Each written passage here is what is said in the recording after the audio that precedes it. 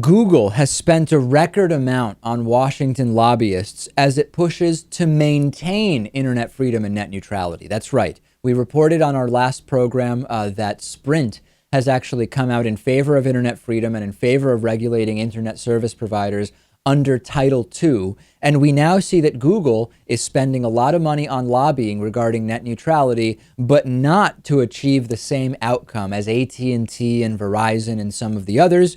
Google has spent $16.8 million to try to prevent legislation from passing that would allow these internet fast lanes or restrict the use of high bandwidth sites and services such as Netflix. And the $16.8 million that Google has spent is a 20% year over year increase, and it is the most that Google has ever spent on influencing politicians. We talk a lot about lobbying and the influence of money on politics.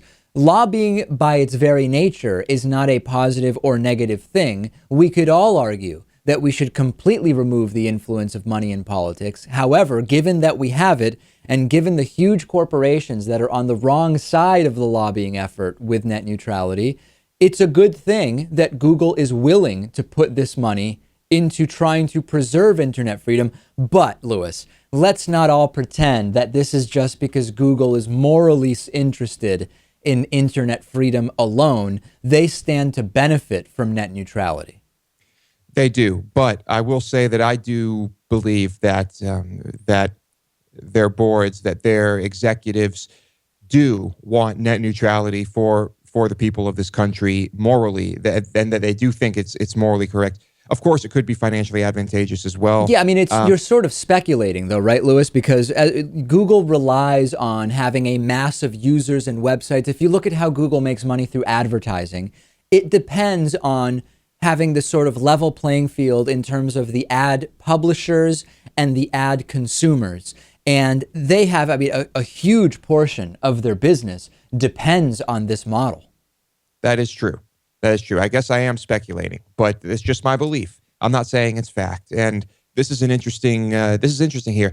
It's interesting to see if the good guys with lots of money, or I put good guys in quotes, can beat the bad guys with lots of money. We have Sprint and Google for different reasons and in different ways supporting elements of internet freedom. And then, of course, we have AT&T, Comcast, Time Warner Cable, Verizon, and so many others that are very, very much on the other side. And remember, we have Tom Wheeler, FCC chairman, appointed by President Obama, a former cable lobbyist. So, you know, they do have that going for them.